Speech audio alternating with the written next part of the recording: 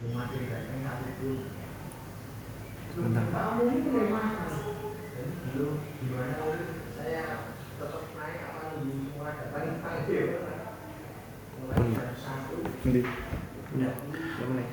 Assalamualaikum warahmatullahi wabarakatuh. Perkenalkan, nama saya Yoni Alfian dari Prodi FAI. Baik, kami akan mempresentasikan observasi metode pengajaran guru PAI di SMAM 6 Yogyakarta. Latar belakang proses pembelajaran di sekolah sangat dipengaruhi oleh metode pengajaran yang digunakan guru. Ini murid bisa memahami atau tidak ini biasanya tergantung metode yang diajarkan di sekolah tersebut.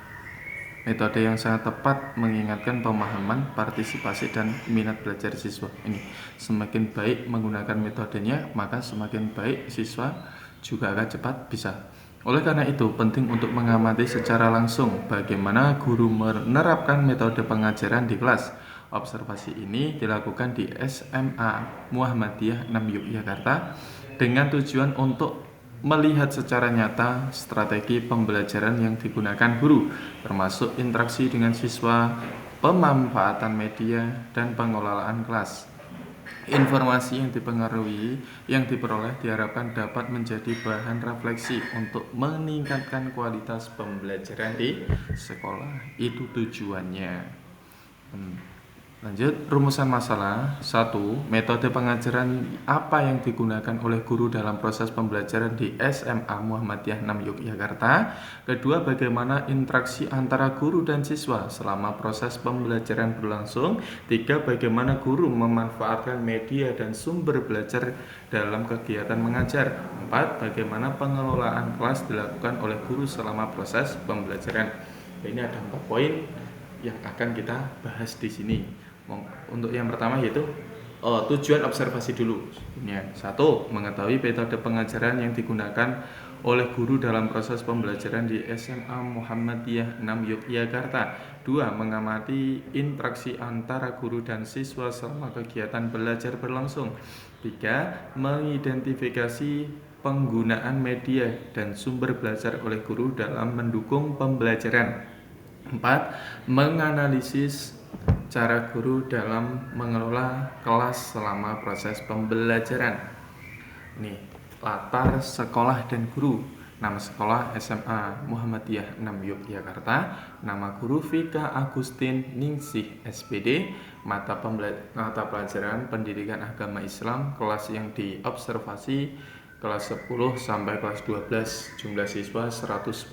Waktu observasi hari Senin tanggal 28 Juli 2025. Biografi singkat. SMA Muhammadiyah 6 Yogyakarta merupakan salah satu sekolah menengah atas swasta yang berada di bawah naungan Persyarikatan Muhammadiyah. Sekolah ini berlokasi di Jalan Kiai Haji Wahid Hasyim nomor 16 Gedung Giwa, Kecamatan Mantri Jeron, Kota Yogyakarta. Dikenal sebagai sekolah yang mengedepankan nilai-nilai keislaman, akademik, dan karakter. SMA Muhammadiyah 6 Yogyakarta berkomitmen mencetak generasi yang berilmu, beriman, dan berakhlakul karimah, akhlak mulia. Dalam proses pembelajaran, sekolah ini menggabungkan kurikulum nasional dengan penguatan pendidikan karakter berbasis nilai-nilai Islam. Selain itu, sekolah juga mendorong pengembangan potensi siswa melalui berbagai kegiatan ekstrakurikuler dan pembinaan keterampilan dengan lingkungan belajar yang kondusif dan dukungan tenaga pendidik profesional. SMA Muhammadiyah 6 Yogyakarta terus berupaya meningkatkan mutu pendidikan untuk menghadapi tantangan zaman, apalagi tantangan zaman pada akhir ini, yaitu siswa kurangnya etika di lingkungan masyarakat. Makanya ini SMA 6 Muhammadiyah juga berkontribusi untuk mendidik karakter-karakter anak. Aktivitas pembelajaran ini, pendahuluan peserta didik menjawab salam, kabar, dan cek kehadiran, mengawali kegiatan pembelajaran dengan berdoa bersama-sama serta Tadarus Al-Quran, melakukan tepuk-tepuk dan ice breaking lainnya untuk meningkatkan semangat belajar. Inti orientasi peserta didik kepada masalah dilanjutkan, mengorganisasikan peserta didik untuk belajar. Penutup, membuat kesimpulan, diberikan kesempatan untuk mengajukan pertanyaan terkait materi yang belum dipahami, lalu mengakhiri kegiatan pembelajaran dengan berdoa dan salam. Metode pembelajaran, oke.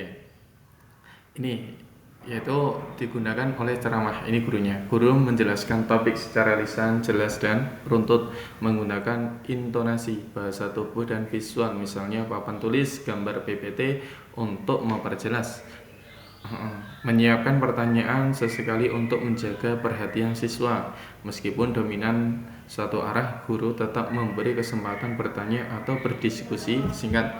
Guru menyimpulkan inti pelajaran, memberi kesempatan refleksi atau memberi tugas.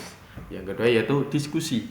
Siswa dibagi menjadi beberapa kelompok kecil. Setiap kelompok diberi tugas atau sudut pandang yang berbeda. Guru menjelaskan aturan diskusi, waktu, tujuan, dan peran siswa. Mencatat, menyaji, moderator. Guru bisa menyediakan lembar kerja untuk memandu diskusi. Siswa berdiskusi aktif, menyampaikan pendapat, mendengar, dan menanggapi.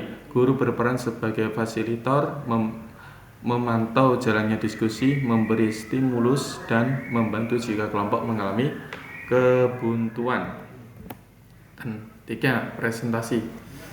Guru memberikan topik yang harus dipelajari dan dipresentasikan oleh siswa, bisa berupa tugas individu atau kelompok. Siswa menyampaikan hasil belajar di depan kelas, sedangkan siswa lain menjadi pendengar aktif, menampilkan dilengkapi dengan media bantu dan penjelasan lisan. Setelah presentasi, guru dan siswa lain boleh memberi pertanyaan atau tanggapan, lalu presentator menjawab berdasarkan pahaman mereka.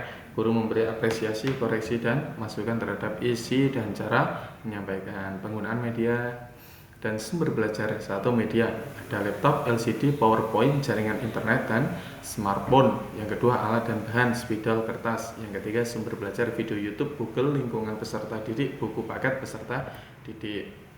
Evaluasi pembelajaran peserta didik.